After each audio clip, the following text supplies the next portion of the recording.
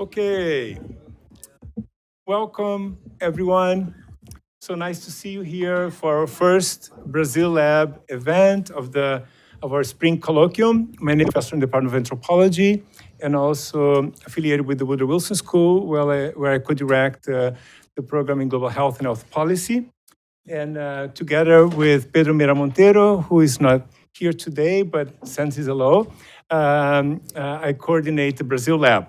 And we want to thank the peers, the Princeton Institute for International and Regional Studies, for making this event possible, the Woodrow Wilson School, who is co-sponsoring the event, and also the Program Latin American Studies, the PACE Center for Civic Engagement, the Departments of Spanish and Portuguese, and the Department of Anthropology for also sponsoring this event, Activist Laboratory, People Powered Action, something we direly need these days, right? In Brazil's eroding democracy, maybe not just Brazil's, as we quite know, we could call it across the Americas.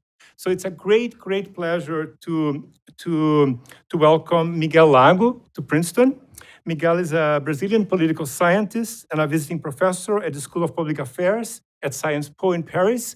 And this semester he's teaching at Columbia University. Miguel is the co-founder of Meu Rio, My Rio, together with his partner, Alessandra Orofino, a Rio de Janeiro-based nonprofit that uses technology to promote civic engagement and urban change, and of Nossas, ours, right? Let's occupy our cities, right? Nossas, a laboratory of youth activism for social and economic inclusion. So Miguel will talk to us about the work that Nossas is doing, in Rio and beyond Rio, and also reflect a little bit about the forms democracy and politics is taking in our present times, particularly in Brazil in the Bolsonaro era.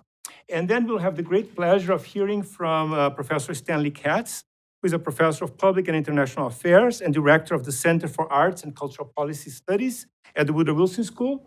Stan is president emeritus of the American Council of Learned Societies, and is really an inspiration to many of us here, the way he tries to integrate the social sciences, policymaking, and the arts. And we couldn't have a more enlightened and inspiring discussant to Miguel's presentation. So without further ado, let's welcome Miguel and Stan to the Brazil Lab's first colloquium.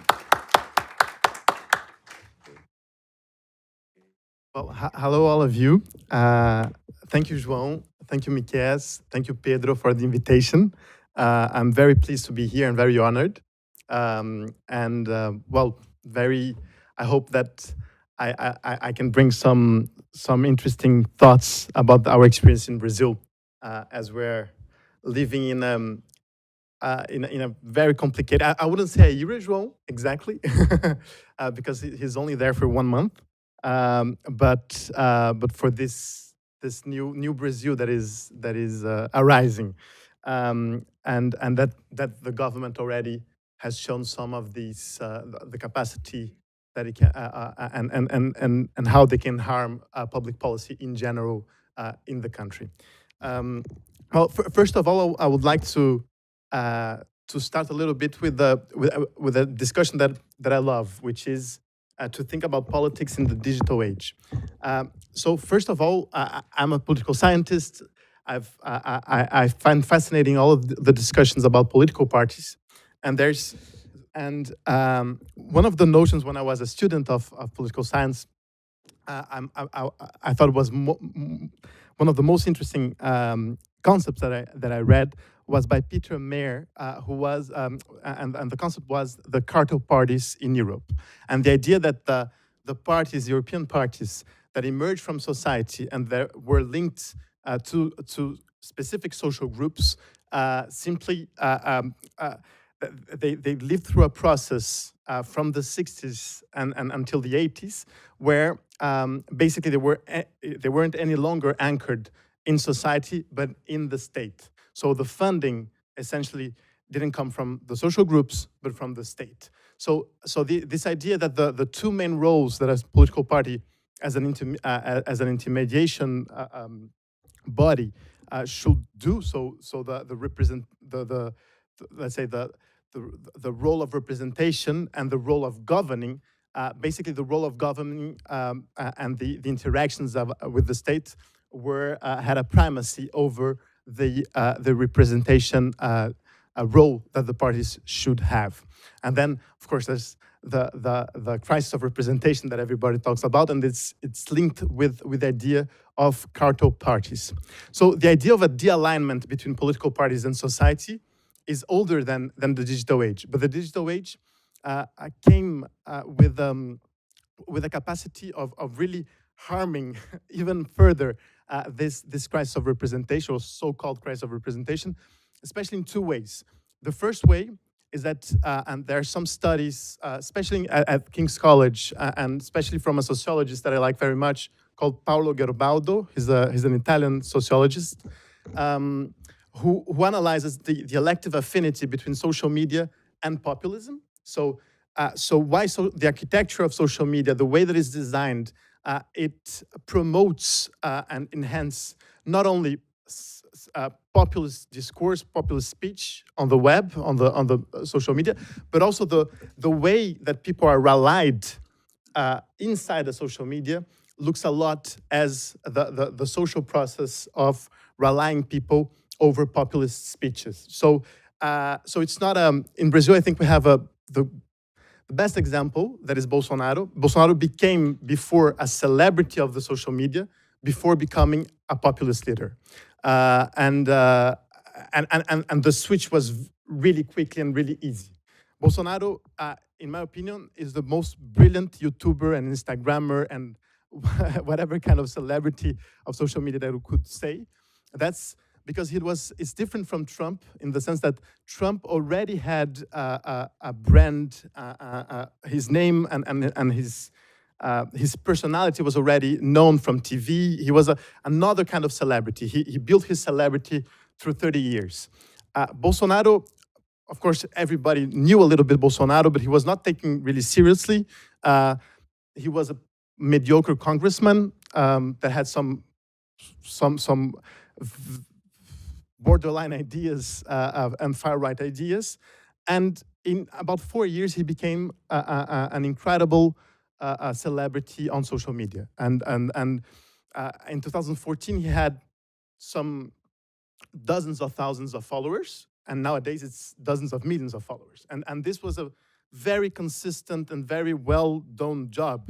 And it's really impressive how the fact that he's adored in those bubbles on social media really transcend to the offline world, where he was received, for instance, last year in airports, completely crowded of people that, again,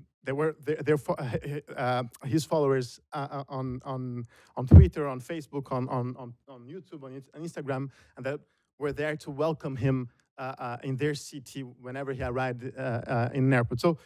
So what I want to say with that is, in a context where we have political parties that do not represent any longer social groups as they used to do, in this context where the majority of the people are in social media constantly and for a long time of their time spending on social media, we have a tendency, a trend where populist discourses, populist characters will have, let's say, more comparative advantages in elections in general. So I think that Bolsonaro is only the first of many in the kind. I think we have important elections now in Indonesia that we need to really look through. We have important elections in India just now. So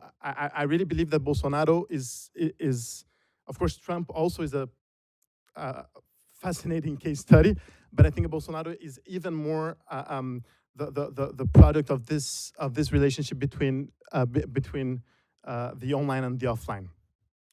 And so this is the first thing. The second effect of the digital age is the way that we see political consent. We came from the way that society looked at consent was a much broader consent. So you have a general consent that you do between uh, social groups and social platforms in terms of political action, for instance. That's also why people were identified to political parties, because there was the consent was much more general in the way that it was built. Nowadays, with the digital era, what we see is that consent is completely fragmented all the time. So you need to forge consensus and consent constantly around a specific issue. So basically, we're in a constant negotiation, and that's also why we have this trend that people mobilize much more for causes and around issues, way more than around political platforms or traditional political platforms as trade unions, as political parties. So how do we solve this problem of intermediation, of political intermediation, in a democratic way? So not with the far right populists, um, in the digital era. So one of the I think that there are many things that are happening in terms of political innovation. So we have political parties that do not call themselves political parties anymore, that are more and more, let's say, hybrid platforms between activist groups and political parties itself. We can see this in Spain, for instance, and many interesting movements there. We see a little bit of that in Mexico as well. We see a little bit of that in some countries. But also, one of the things that I wanted to bring here, and this is the way that we think about Nossas and the way that we work, is exactly the idea of a civic mobilization infrastructure. And a civic mobilization infrastructure has well, not exactly the same two roles as a political party, but it has a representation role and also a governing role, in the sense that it can shape public policy and policy decision. So, so I forgot I have a presentation. So I think it's not. Yeah, you see. Let's go. So the way that we define Nossas is as a system of civic mobilization infrastructures and a laboratory for activism.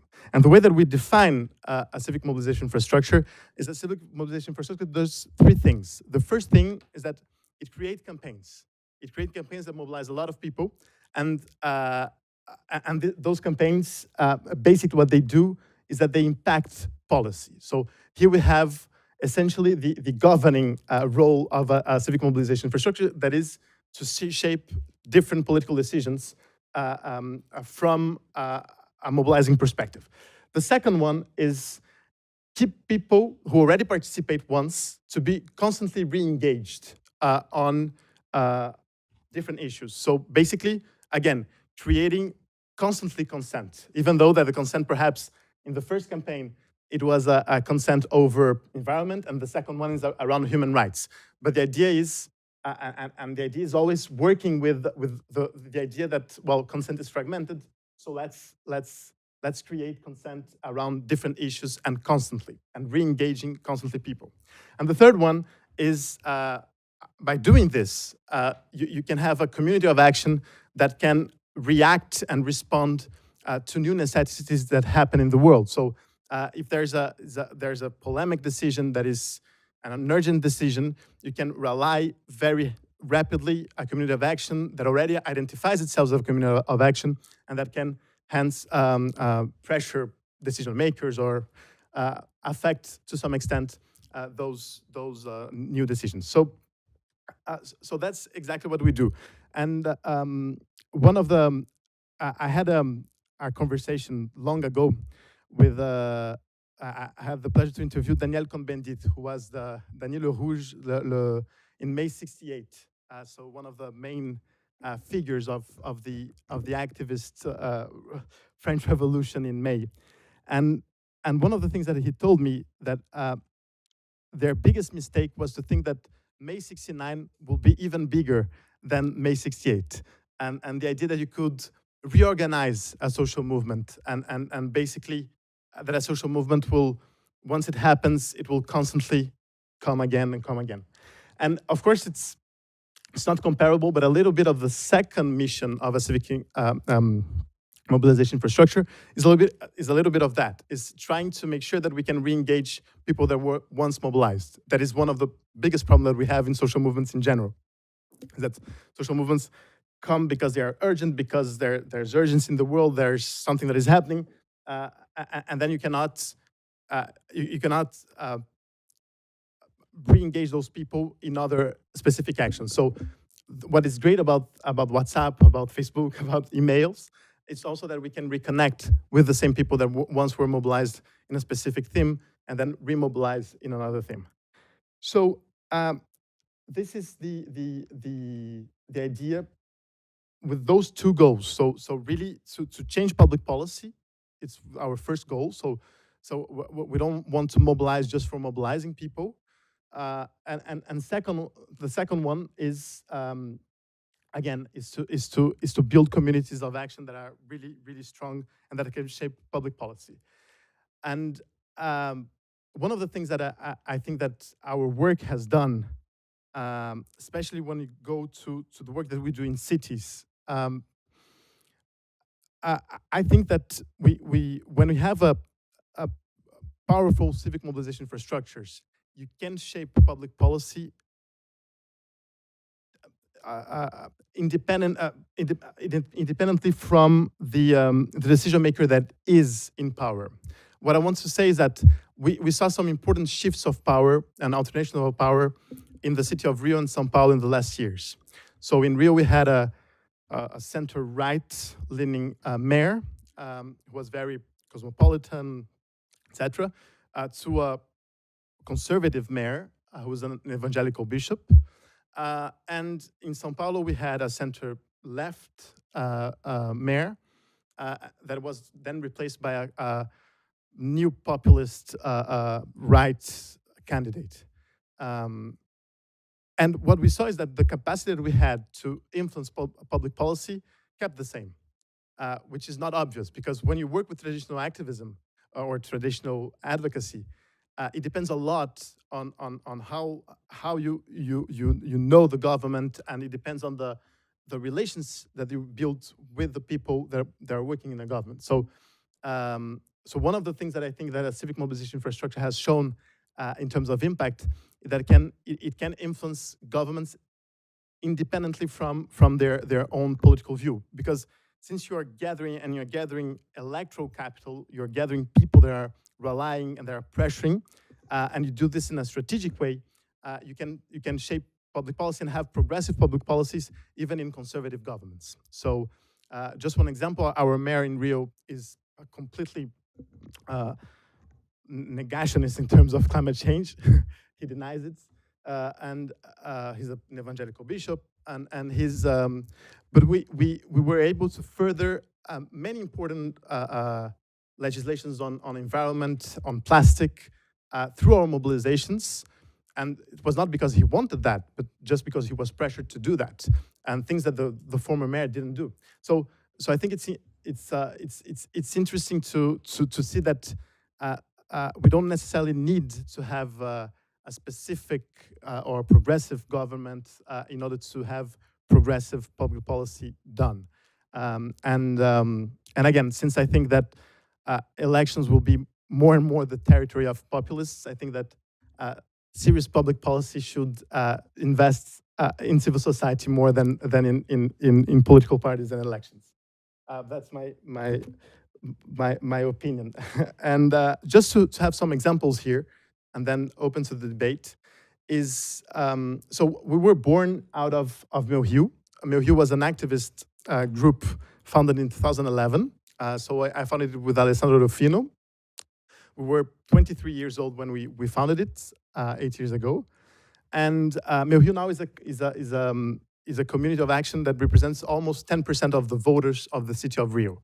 So we have over 400,000 people that are registered members, and we have influenced and changed more than 100 public policies. Again, it's multi-cause mobilization, so we've tackled environmental issues, mobility issues, human rights issues. So it can go from police violence until plastic straws, until basic sanitation, bus fares, etc. And the fact that Meu Rio was a success in terms of impact in the city of Rio made it possible to be replicated to other cities. So now we're in 12 different cities.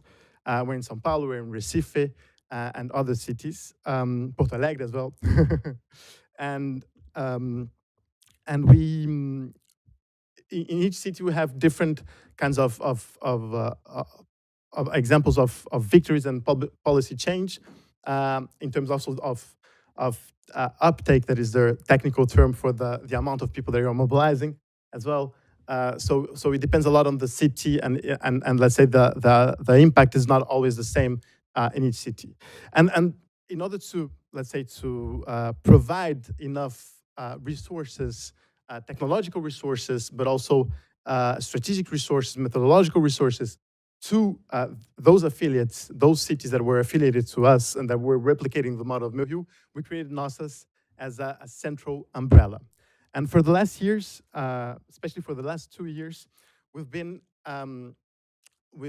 so those are some of our campaigns in Rio, but we've been, a lot of campaigns. I have many case studies, but we've been also trying to use the methodology that we developed. So always working at the intersection between online and offline mobilization, and trying also to apply that for specific problems that are not directly linked with activism. So one of the issues that we're trying to tackle, and we have a beautiful project that is called Mapa do Acolhimento, which is the safe haven map, if it's translated to English, is the idea of connecting therapists that are willing to give their time for free, and also lawyers, in order to address and to support victims of sexual violence. So it's a 100% women-led solidarity network. Um, I'm just talking about it. I'm not part of of the network, and the idea is exactly that: is to it's because we with the SUS we have an interesting public health system in Brazil, and for sexual violence, they clinically they have response, and a woman, when she's raped and she goes to a public hospital, she will have proper let's say the clinical part will be solved, but not the mental health part. So she doesn't have access to a therapist for free. She doesn't have access to justice. She cannot sue her partner if it was her partner, because she's afraid of losing her kids. So the idea of creating this solidarity network, and now we have 3,000 women that are weekly attended through this system, is fascinating to see that we can do also peer-to-peer service provision using technology. It's not that impossible and that hard, and we can. Of course, it doesn't replace the state, of course, but it can complement some of the public services. And another project that we also created to test how a new channel of communication, because since we work with mass mobilization in the internet, we're constantly trying to innovate in terms of channels. So understanding what are the best channels in order to reach the biggest amount of people. So one of the channels that we're testing is chatbot, messenger chatbot in Facebook. So we've developed one that is called Beta, and it's a feminist chatbot. And it's explicitly a chatbot. It's not like a Russian chatbot, as you don't know it's a chatbot. So it's so you know it's a chatbot. And the idea is that a Beta will inform you whenever there are any kind of legislation that threatens the women's rights in Brazil that are passing in Congress, etc. So the idea is to rely and mobilize quickly and pressure the congressmen directly through Beta. So those are some of the examples that we do. We have also a project on monitoring police violence, also through WhatsApp and videos, and other projects, but always working with this idea of the online and the offline. And again, just in order to conclude, because I've been talking for a long time and I want to discuss with you, again, I believe that in the next years, it's essential that civil society, first of all, it's essential that Brazil really understands who we're dealing with. We're dealing with someone who's not conservative, he's not neoliberal, he's not uh, in the right wing. We see that people are normalizing Bolsonaro, saying, "Oh, he's a bit too conservative for us." He's not conservative. It has nothing to do with conservative. A conservative would never tell you to film a professor or a teacher. A conservative respects authority, respects hierarchy. Bolsonaro doesn't. It's not about conservatism.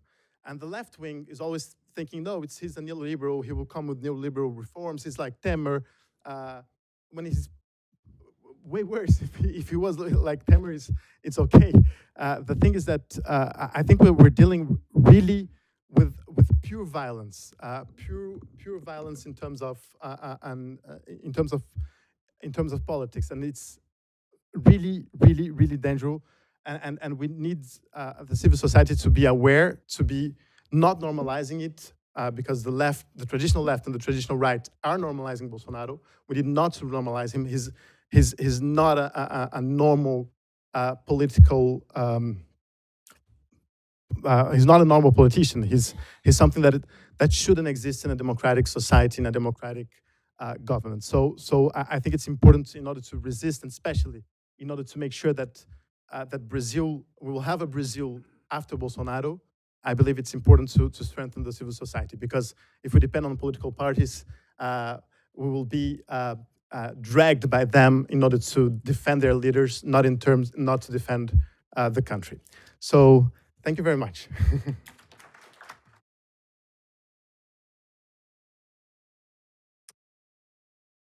Okay, well, Miguel said a lot, very fast and very interesting. I want to make just a couple of remarks, because this is new, this is really interesting, and it's complicated, so I would like to hear more about it. It evokes a few questions for me. You didn't use a term until the end of your remarks that I would have started with, which is civil society.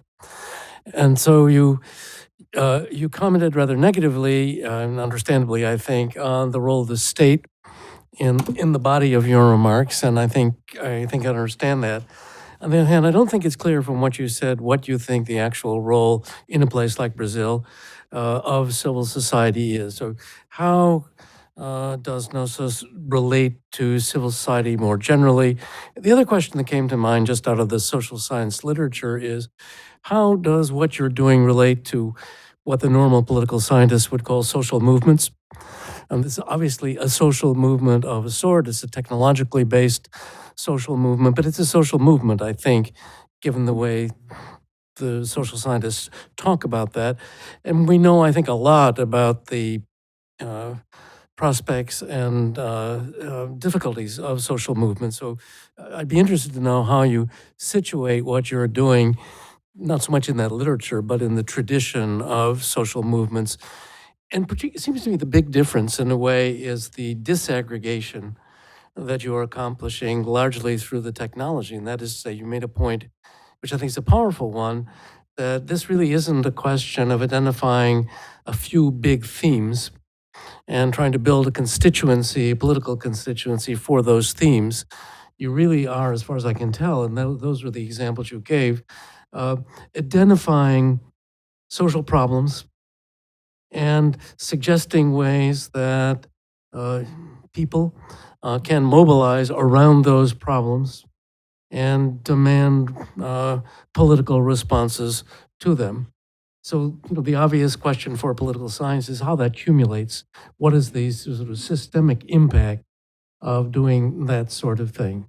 I'm sure there are a lot of interesting responses you could make to that. When you compare it, by the way, to Cohn-Bendit and 68, what seems to me the context hard for those of us who can remember 68, what a different sort of environment it was. And it was just the opposite, wasn't it? Because the vision of people like Cohn-Bendit was that they could change society, that there could be structural change, and that what we would have actually in a realistic period of time was a new and a better society. This was the vision of the 19th century and the 20th century. Yours is a 21st century vision.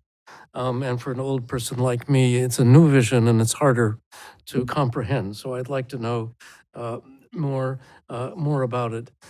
And I guess finally, but it goes back to the first point that I want to make. You spoke a lot, particularly in the middle of your talk, about mobilization, and obviously that's something that the technology is possibly very good about. But mobilization for what?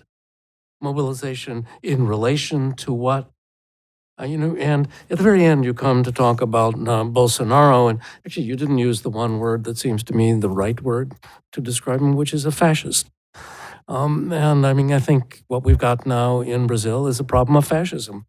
And you spoke about violence. Fascism is about violence.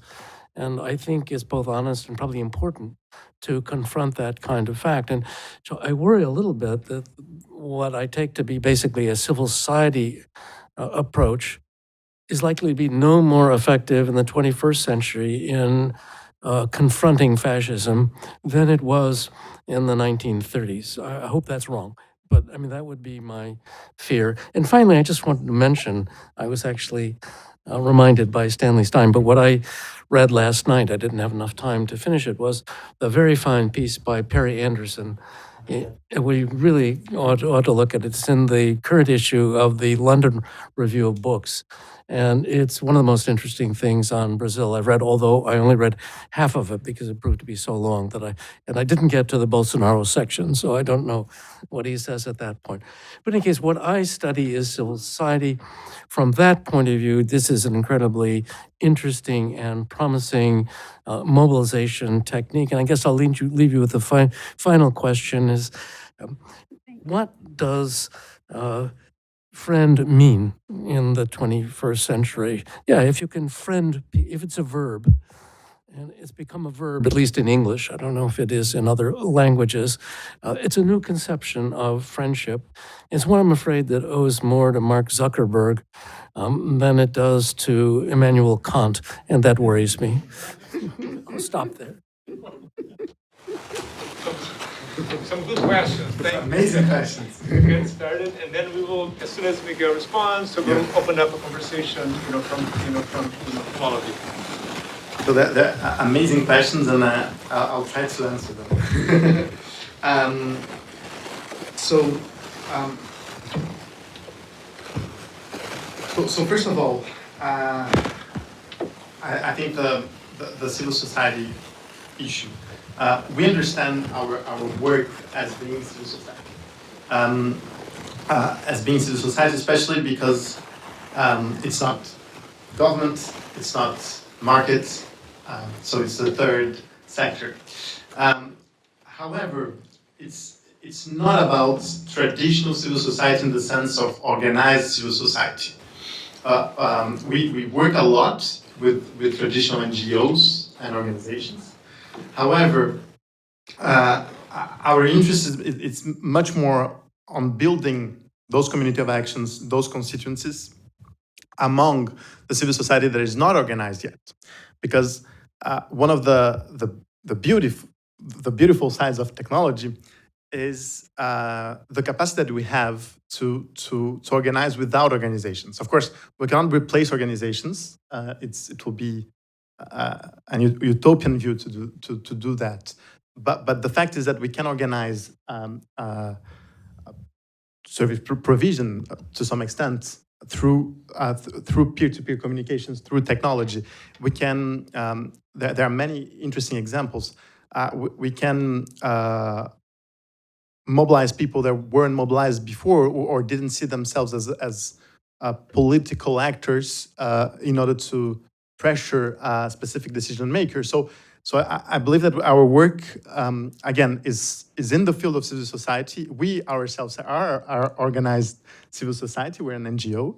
And we work with many NGOs. We do almost all of our campaigns. We co-author with other NGOs that are specialized in a specific issue. Because we don't have a specific issue. We're not specialists. We are generalists. We're multi-cause. So in this sense, but our task, our mission, our goal is to how can we help the non-organized civil society to organize itself? So this is the first thing. And it relates to social movements in the sense as social movement also, to some extent, it's really hard to the literature is not obvious about the new social movements, right? We stopped with the new social movements with Touraine, and now we have it's a little bit harder to understand what was all the movements that we had since 2011, and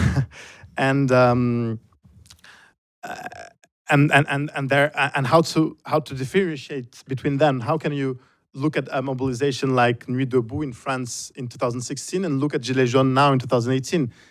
Is completely different, but at the same time is a way of organizing that it's similar. So, so perhaps Nuit Debout will be leftist, perhaps Gilets jaunes will be rightist. We don't know exactly. We don't know how exactly to evaluate both movements. But it's certainly they're different between them. But they come from the same sort of new social movement that we have. So I believe that we also did campaigns with social movement on housing, on with traditional social movements in Brazil. But again, I wouldn't know if we can define ourselves as a social movement. I believe that we certainly we enhance and we promote social mobilization, but I don't know exactly if traditionally we will correspond to what we see as a social movement, because a social movement, and then I come to another question, has a normally very concrete common agenda and common purpose and common goal, and we don't. So we don't have a common agenda or a specific agenda on different issues. We have, let's say, the way that we address the work in the cities. We want more sustainable cities in Brazil, so we believe in climate change, we believe in science, all this, and we believe that we need to transform the way that we're developing our cities. We believe in fighting inequalities in the city. We believe on strengthening human rights, so fighting police violence, the violence that comes from the state. So we believe in all that, but we don't have a specific agenda on each one of these themes. We will have many other NGOs that work only with sustainable cities that will have an interesting agenda on those issues. So our agenda is much more on how can we promote and organize civic power in this sense. More than this will be our agenda. It's much more a means agenda than an end agenda in this sense.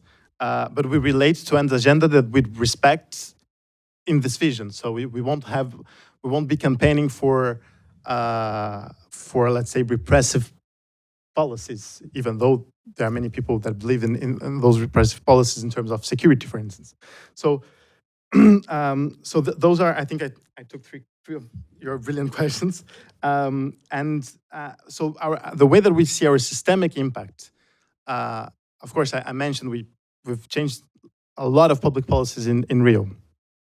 But if you look, some are in sanitation, some are on mobility, some are on human rights, some are in really super local environments. So again, those are against corruption and transparency, etc. So I wouldn't define our systemic impact as the gathering of the public policies that we've changed. Of course, if we had changed 100 public policies only on transparency, I think we'll had a major impact in terms of policy.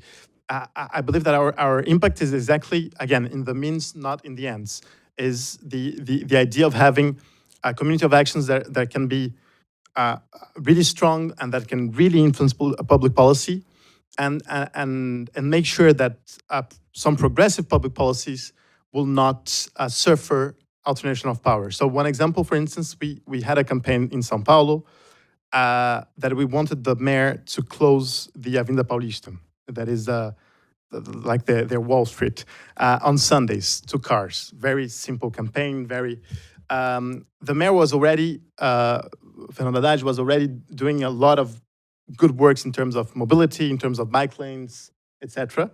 And this was a complicated issue for him to also address. But some social movements and through an online mobilization that we did, we pressured him a lot, and he accepted to try one Sunday, closing the streets for cars and having this as a leisure space in São, because São Paulo lacks of accessible leisure spaces. It's not like Rio where we have the beach, so it's more complicated São Paulo, and and it was a major success. And then it became an important policy. And when he lost the elections, and he really lost the election, he had like 15 or 16% of the votes. So it was a massacre of the right-wing candidate that won. The right-wing candidate started reverting all the interesting policies that Haddad had done. And the only one that he didn't touch was this one. And I remember that when he won the election, and he started having some kind of speeches that cooled, and he had some pressures from some business groups that wanted the police to open again for cars at Sundays. And we immediately did a campaign on him, pressuring him. And his answer was, I would not touch on the Paulista because it was a conquest of the people of São Paulo, not of a technocratic mayor. So that was his answer. So again, I think it's our systemic impact is how can we manage to keep having public policies that are progressive in the sense of having a more sustainable city, less unequal city, respect human rights, even if we have an evangelical bishop as a mayor, because again, elections are really not helping Brazilians on the last years. So we really need to count on civil society in order to make some advances in public policy. So that's how explaining a little bit one of your questions. And finally, getting to the fascism of Bolsonaro, I don't know if he's a fascist. I think it's, I mean, there are so many intellectuals in the fascism in Italy, and in Brazilian fascism is really dumb people around him. So I really believe that it's perhaps it's fascism, but it's a less intellectual form of fascism, I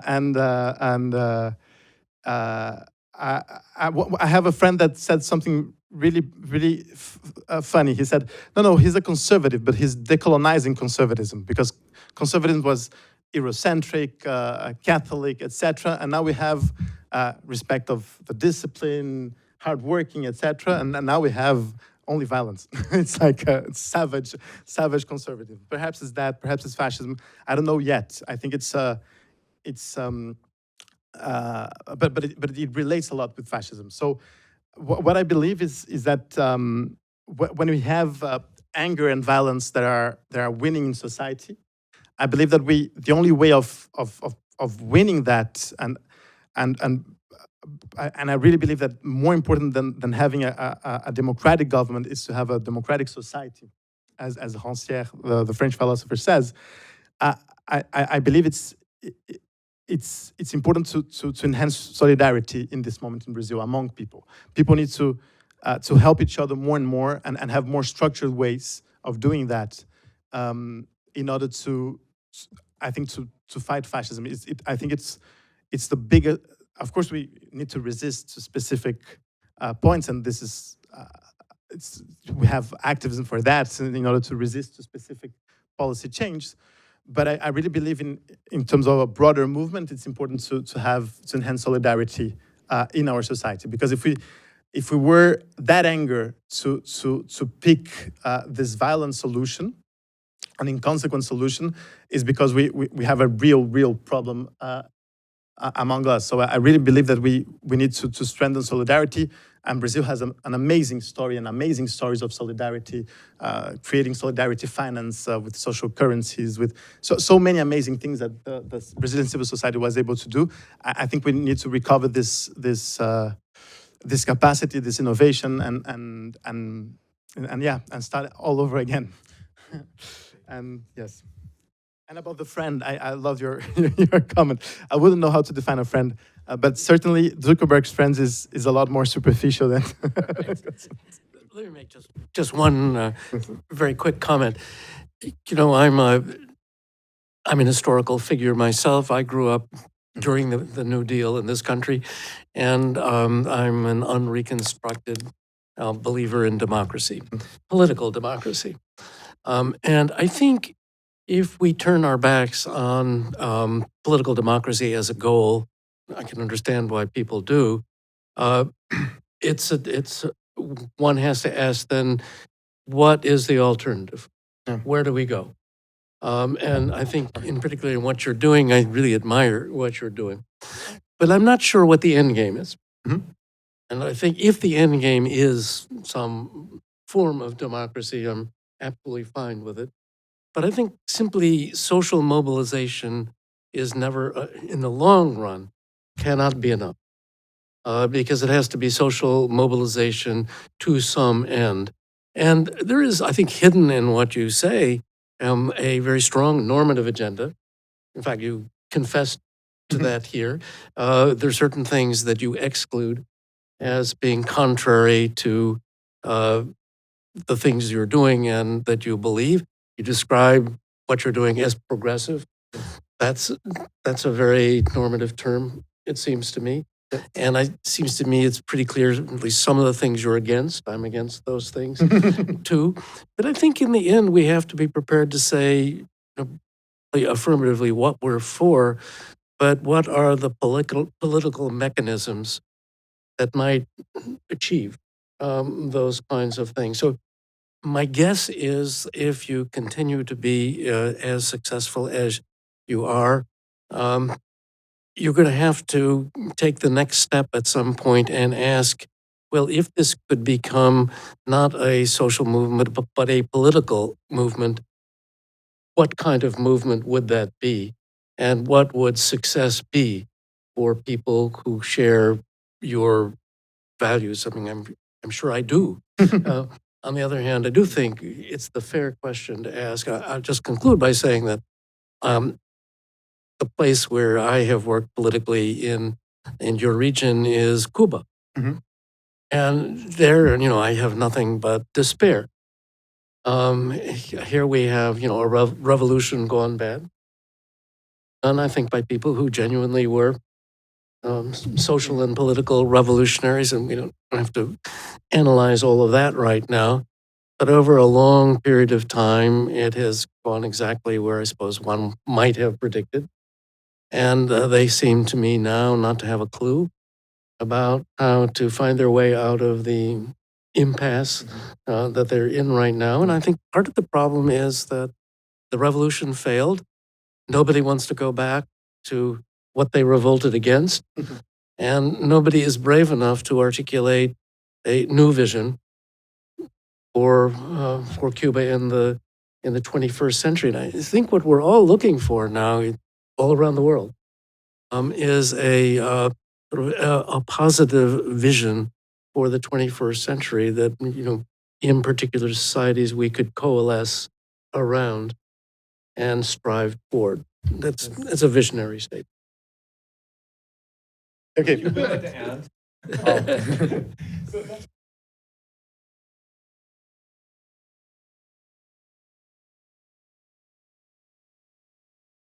And then they will all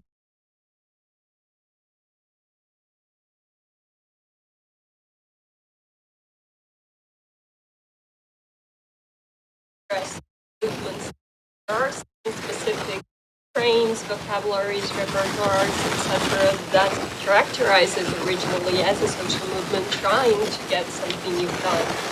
And I think that conservatives have managed to capture the forms, the way of mobilizing, of protesting that was originally associated with leftist or progressive, as we call it. The thing is, you're saying that you're trying now to do politics through social medias, and social medias are by far the way the right managed to mobilize it like as strongly as possible.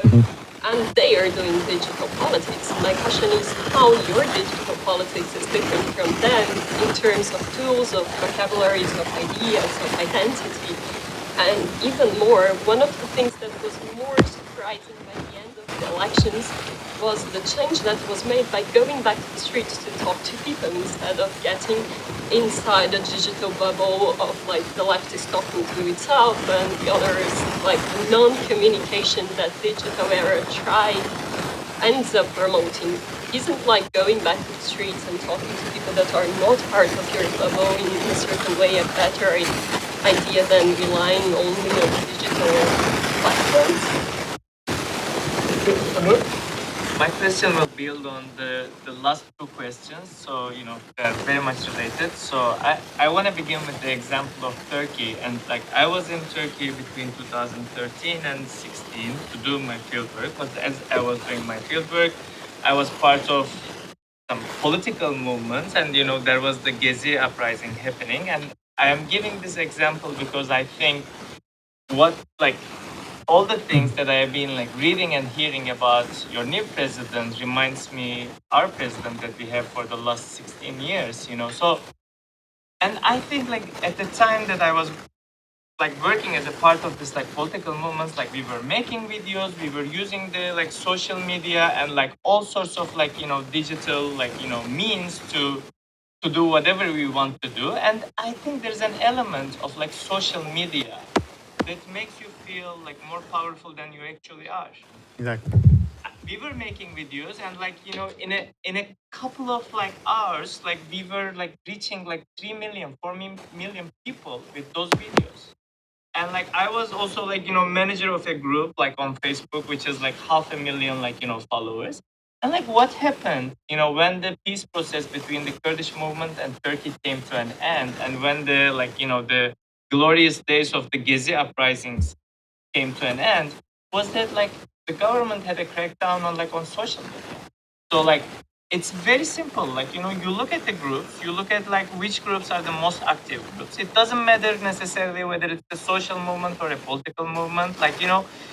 They can finish them all. And most people, after they imprison a couple of people, you just close your own, I turned off my Twitter account, we all did, to protect ourselves, And I think in the end of the day, you realize that the social media, the kind of the illusion of power or the ability to change things, which is I think should be used, wherever you have the opportunity, I think it should be used. It's a must thing to do, But in the end of the day, I guess if you have a whether you call him a conservative president who is decolonizing conservatism, or a fascist, which I would agree with more, But at the end of the day, these people will have their own repression in the social media too.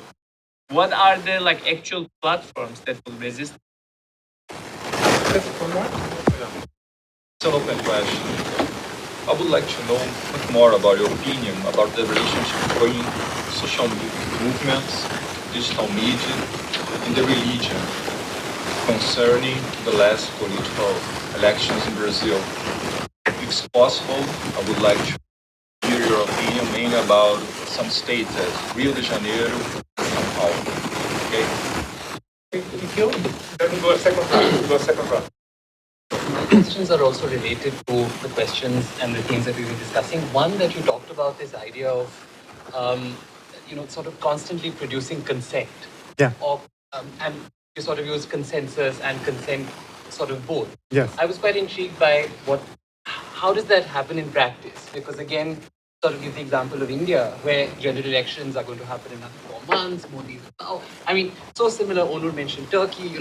It's almost like one wonders where this is all coming from if one detaches from an analytical framework. But there too, when one thinks about this notion of producing consent, one of the arguments one runs into is that the left is sort of caught in an inertia of ideas, and unless you don't sort of challenge that, somehow sort of shake the chains a little bit, that consent that's been produced is not really yielding anything. Mm-hmm. So when you mean that consent needs to be produced constantly, what do you mean by that? How does that function? And a quick sort of second question, when you said that the need for progressive public policy for conservative, the need to produce progressive public policy for conserve, even though a conservative government or a conservative leader is in power, if that's happening at the level of, say, a mayor or a city, that's fine. What about if the person in the center is a Bolsonaro or a Narendra Modi or whatever. I mean, comparable leaders. How does that vision then sort of happen? How does it really take shape? That's just a start. But to give you a flavor of the Brazil lab. You can do it. You can do it. Go ahead, okay. Condensation. Okay, I was just gonna say it. Well, first thing, there's one reason why Modi is better than Bolsonaro. The first one is that he's not married, so he doesn't have kids. And Bolsonaro, if Bolsonaro dies, we have 3 kids. They're already in politics. So that's the major advantage about Modi. Bolsonaro has a long tail of descendants. Well, those are amazing questions. So I will try to condense them all. So the first thing, yes. So social media and populism and right-wing populism have an elective affinity almost, and the way that I believe that it's not, again, I don't like the opposition between offline and online, because it no longer exists, this difference. We are constantly online and constantly offline. We live in a hybrid world. So I really believe that the way that we see our work in terms of social mobilization and why it's different, our digital activism is different from the far right digital activism, is that first of all we're focused on public policies. We're tackling really concrete issues, not talking about ideas, or of course we're expressing ideas and ideology through the way that we approach a public policy, but it's specifically on a public policy, so you can rely more people than only those who agree with you. And second of all, we always do offline mobilization with the online mobilization. So the online mobilization is a great way. It's a great gate for people to enter, because you can outreach to thousands and thousands of people and rally thousands and thousands of people around one specific issue. But then the idea is always to complement that with offline actions, because since the goal is to change the public policy, we will do absolutely all tactics that are at our disposal in order to change the public policy. So, for instance, if we have a bill that we want to approve in the local parliament, we will start certainly with an online campaign pressuring directly the decision makers. So it's not a campaign on Facebook. It's basically people sending emails and Facebook messengers and calling the local parliaments, the local congressmen. And then in the moment that the votes will start, we have 300 people there present. They are pressuring directly the decision makers. So the idea is really doing a 360 degrees strategy of pressuring decision makers in order to approve a specific public policy. So in this sense, it's different, because it's not in the field of the battle of ideas, of ideologies, etc. We're not talking about issues. We're talking about concrete public policies. So that's the first thing, and I think that's a main difference, because in social media, since everything is an opinion and everyone can have an opinion, that's why they grow a lot, because Bolsonaro has an opinion on everything. He have never studied anything, but he has an opinion on football, he has an opinion on soccer, and on absolutely everything. Huh? But economics, yeah, but economics. But just now, because of the election, because that he had.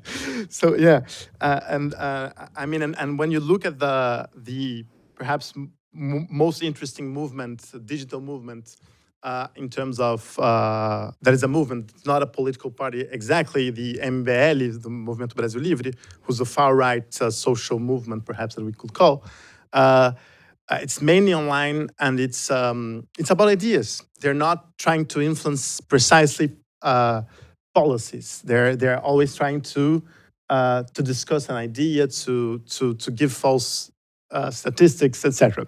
And so I really believe that's a different way of working, because when we're really trying to achieve concrete things and concrete change, I believe that we can rely conservatives even for a specific. That's what's great about the city, is that since it's not about big ideas, it's not how should we rule our economy, etc. But you're tackling disputes of power, of course, And I really think that you can rely different people, different kinds of opinions to a same goal. So I think the city is a democratic space where you can try to do constant consent in different, in opposed to the nation, that it's much more complicated. Um, and when I'm talking about the idea of doing consent, is that normally the way that we see political consent is that we agree on we elect a political party, we elect a leader, and we agree to some extent to his program or the set of public policy that he will do or his party will do. So it's a broader political consent. So you accept corruption, you accept many other things that perhaps your leader or your party do, because you know that you have a common good to achieve through this process. So it's almost like a social contract. Meanwhile, nowadays, what we can see is that it's partial. It's people are no longer aligned with political parties as they were. It's the fault of political parties because of many of those processes that the political science literature has covered, but also because I really believe that the idea of we don't have any. We have in the past like environmental activists, human rights activists, etc. What we can see nowadays is that people want to mobilize for environment, for human rights, for many causes. You don't want to be only identified with one cause. It's to some extent is intersectional. So yeah, I think you're constantly forging consent around different issues, and the city is amazing for that. It's a very interesting field to do that. Meanwhile, the nation is much more complicated because the nation, the way that the nation is composed, is to exclude people from decisions. It's really hard to do a participatory policy in terms of the nation. It's really hard. I mean, it's gigantic. It's you have the kind of policies that you do are so systemic that it's really hard to. So yeah, I believe it's. I don't think it will work in the same way at the national level. But again, I don't think that the national level is the most interesting level for politics. I think it's. But again, I really believe in cities as the core. And finally, going to the social movements and religion and about Turkey, I agree with you that Bolsonaro looks like Erdogan, even though Erdogan has a more interesting story as a character than Bolsonaro. And we had major protests in the same year, 2013. So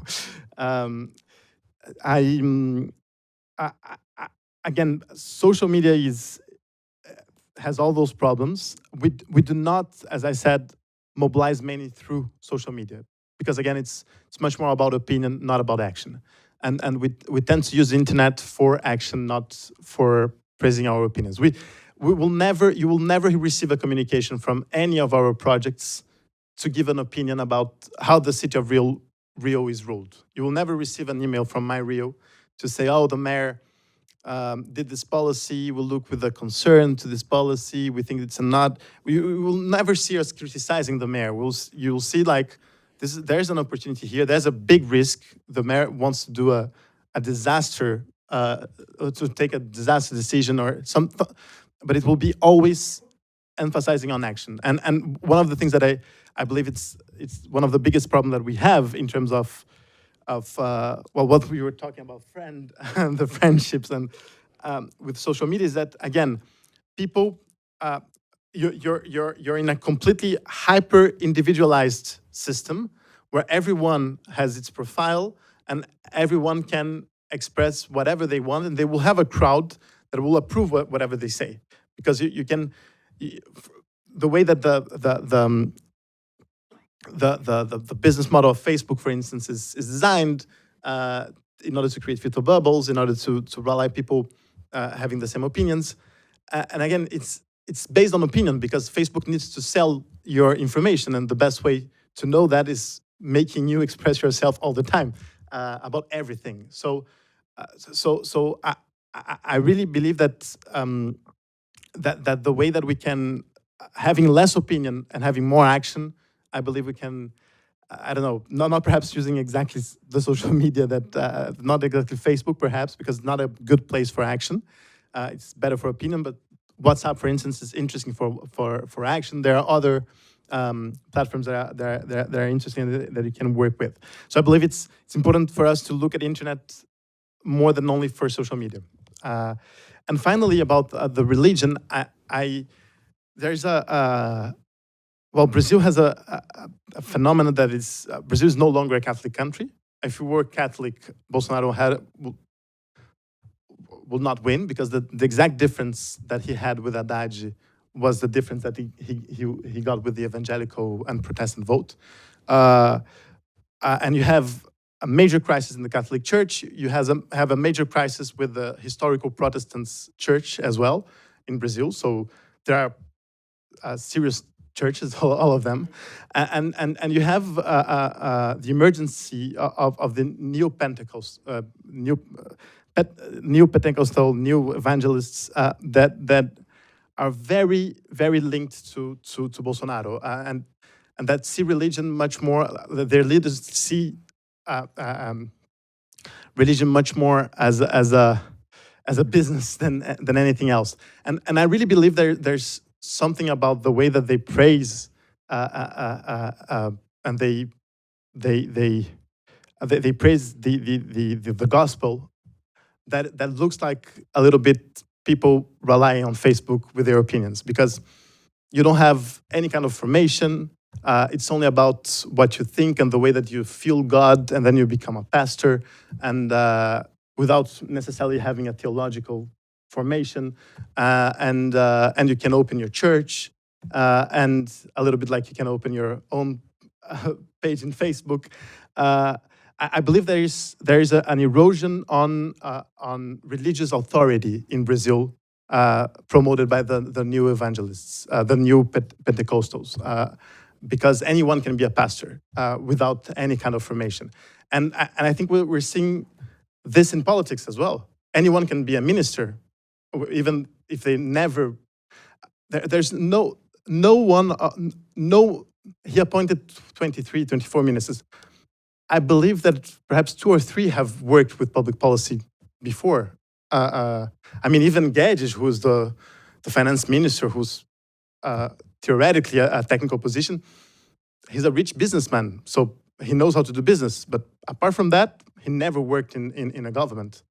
I don't know if he can do proper public policy. So again, Moro was a judge. He's not doing public policy, and the Minister of Justice. I mean, and those are the least bads, perhaps, of the minister that he appointed. So again, I think the Bolsonaro government is it's perhaps not fascist, perhaps it's anarcho-fascist. That's it. One more round.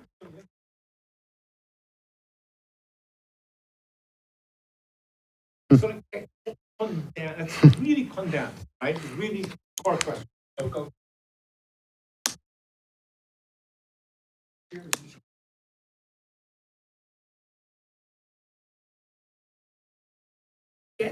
It's not sure you have.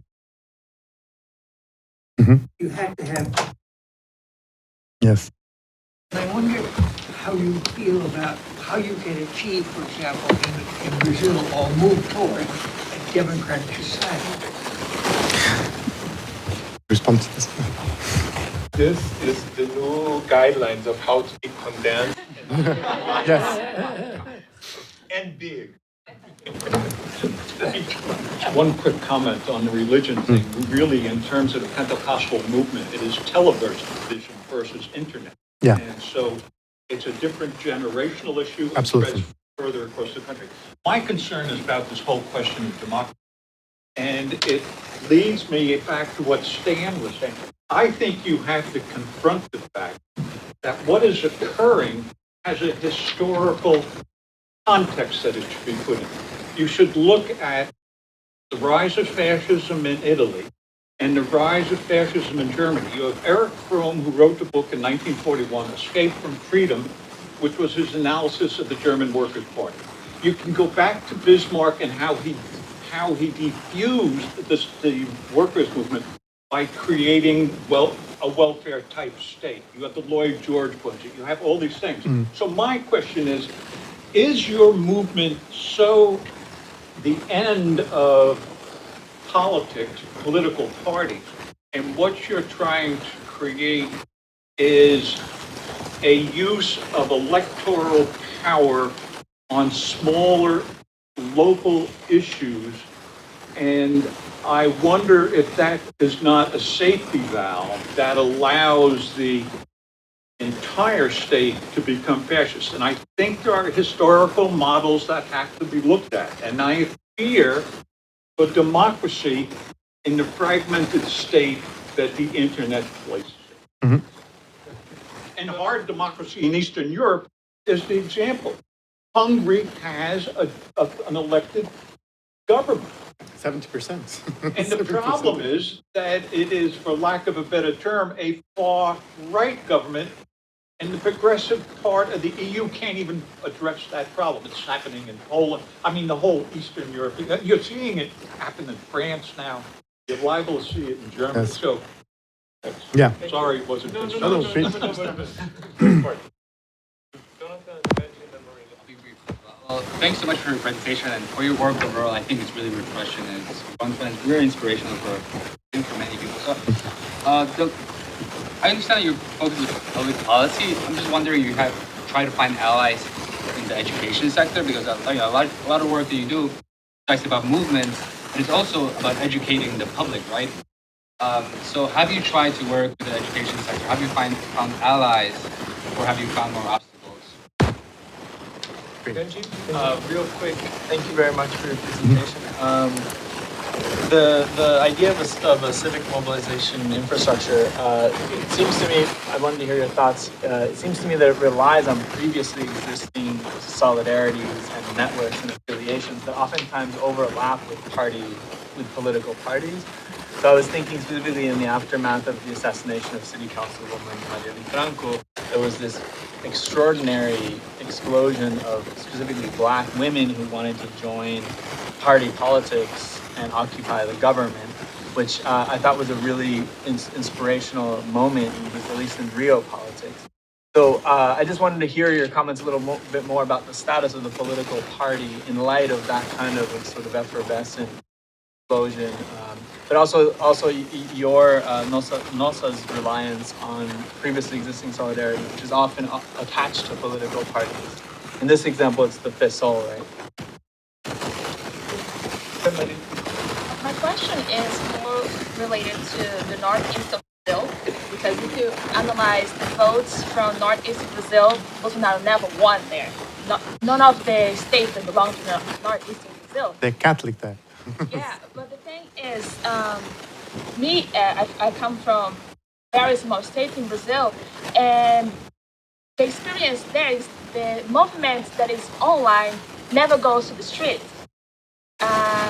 Everything just stays there. So I would like to know if there's any strategies for your movements to target the northeast of Brazil, because it seems to be something so.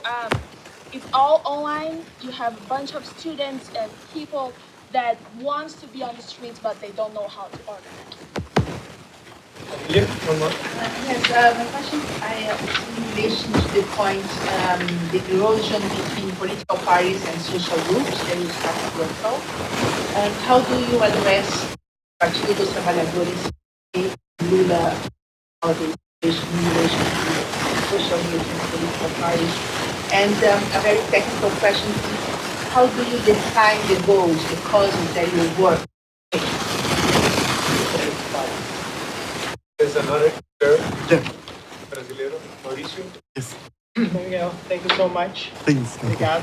I just want to maybe follow one line of Maria's question about how is the decision-making process in the institution. And also, if you have give us some thoughts, some image about the people who engage in the process, like class, race, gender. So do you have that kind of information that you can share with us? The region, so we can really try to hypercondensation now. Okay, I'll try. so, so just starting from here, I believe if there's a similarity between Hungary and Brazil, and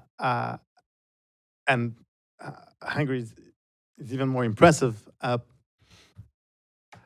is that the left and the progressive parties were completely corrupt in both countries.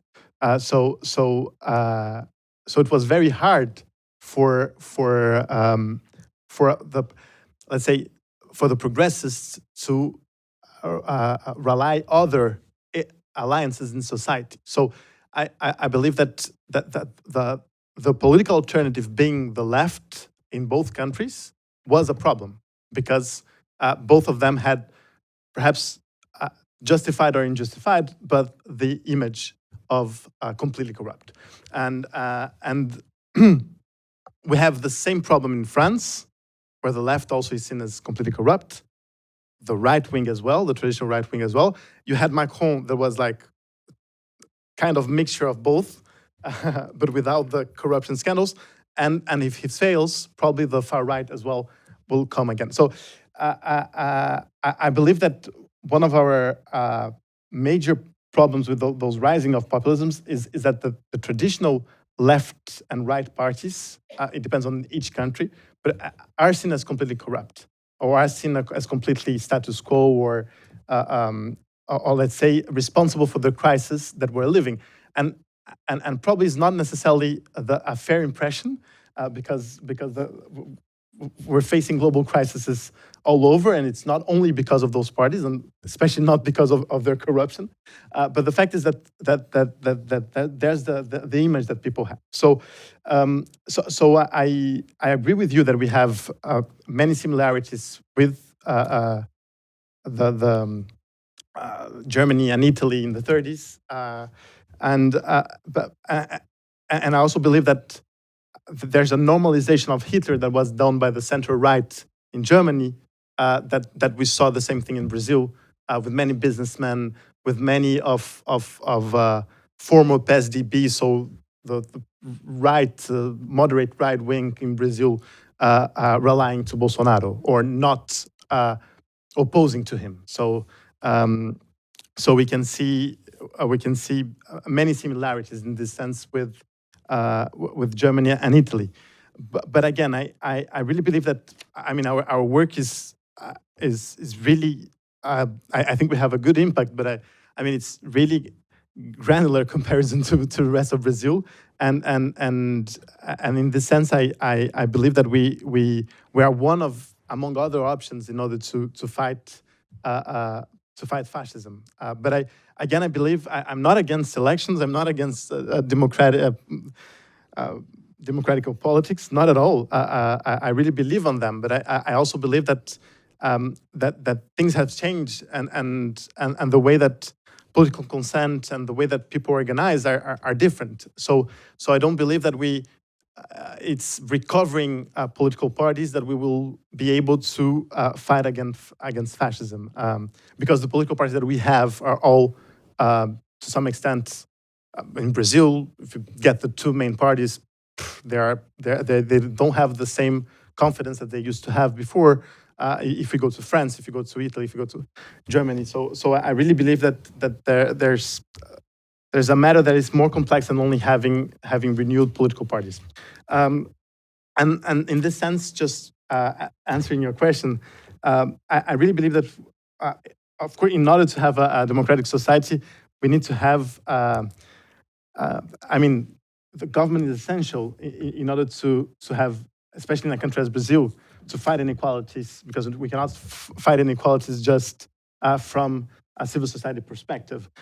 We need regulatory forces that are much deeper and that can really harm structural problems in Brazil. So when I think about a democratic society, I'm not saying that we should forget government and just do ourselves through social innovation, etc. No, but I really believe that from I mean, the extreme right in Brazil has been working for 15 years to get to power. They have thinkers or so-called thinkers. They have narratives. They have well, as you well said, they have symbols, etc. And they've been building this, and they were not trying to get.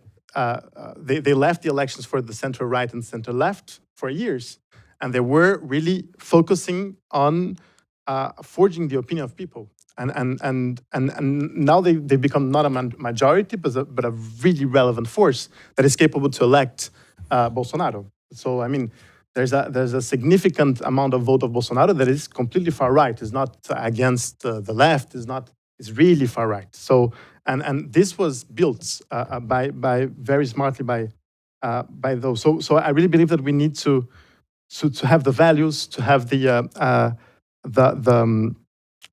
solidarity promoted in order to have a more democratic society. And of course, making sure that government and pressuring government in order to tackle structural issues that could help us forming this democratic society. So and picking up on that, our work is completely linked to already existing solidarity networks in a city, for instance. So always when we do a mobilization, we're normally always working with a social movement, an NGO. From time to time, it depends on the issue. Perhaps it's a super local movement of like Associação de Moradores or something like that. And so working with solidarity. In terms of political parties, I believe that it's, again, I don't see as a competence between them. I see as a complementarity. I mean, people mobilize for issues, but people also vote. So I believe it's super important what is happening, especially inside the PSOL, where you see a renewal of you have different and more diverse candidates than you had 10 years before. But politics in Brazil are not getting more diverse. Only one leftist party is getting more diverse. So that's one of the things that I fear. So instead of having a few white men, leftist white men in Congress, we have a more diverse PSOL, but we don't have a more diverse Congress as a whole. So I think it's interesting because the left in Brazil is becoming much more diverse, and it's super important to have that. But again, the left in Brazil, I mean the new left or the not corrupt left, etc., is very tiny in Brazil. I mean, PSOL has 10 or 12 congressmen, so it's very few. But it's very interesting as a movement, and I think that PSOL has connections with social movements, something that more traditional left parties have to some extent lost. So at least with the new social movements. So I believe that, again, I think that there are more interesting cases in terms of political parties in the world that works with social movements and that are than PSOL. But I believe that PSOL in Brazil perhaps is the more interesting in the left side. In the right side, the Novo does also a good job with the social movements on the right as well, in terms of being a platform, a political platform, but that is dialoguing with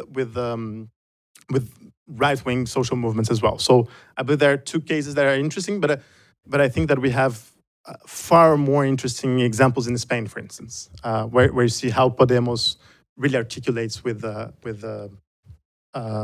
civic platforms, and in the right side, Vox as well. So I think even the right and the left in Spain also more interesting than Brazil in order and more fit in a digital era in this sense. So yeah, yes. Last one.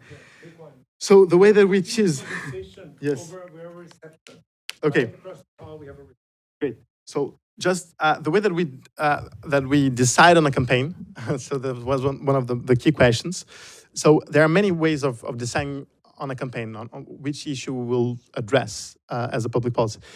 We first we have a team that analyzes what the opportunities of action. So mapping opportunities of action, which is a decision making that will happen perhaps at Congress, or a bill that was presented that can be interesting. Analyzing all the actions that the government is taking even in the city, for instance. So this is one of the decisions. So if there's an urgent ask or something to resist to or something to support, for instance, we will canalize our efforts in this sense. So the timing is one essential dimension of the decision making. Then we have the especially in the city level movements, so Meu Rio, Minha Sampa, etc. We have people from the city, members that send us opportunities of campaign. So things that they think it's important to do in their neighborhoods or in their class or whatever. So there's also a filter where we get possible campaigns. But we always have a layer that is, we tend to be the less, the more broad as possible, but we have a vision, we have an ideology, and this ideology is very broad. It's not a very strict one. But again, so depending on the kind of issue and in the level of importance in terms of impact for the people in the city, we will choose and define through that. And finally, in terms of the division of the membership of the projects, it depends a lot on the project. The Beta Feminist project is very young, for instance, very, very young, because it's chatbot, messenger, so it's different. The Meu Rio community is mainly by email, and it's more in the 30s community. Is very diverse in Rio in terms of regional distribution. So the poor neighborhoods and the rich neighborhoods were quite well represented among all of them. However, we don't have enough information about their wealth because we don't. We have some. We just ask their neighborhood. So we can in Brazil more or less imagine what is their social class through the neighborhoods in Rio, but it's not an accurate one. And we don't demand race as well, because the thing is that what we want to we don't want to have big forms when people enter in one of our projects. So we ask them the last question, the most essential question, which is the name, your email or telephone, and where do you live. So it's basically that. And for clapping, really want to thank you all for the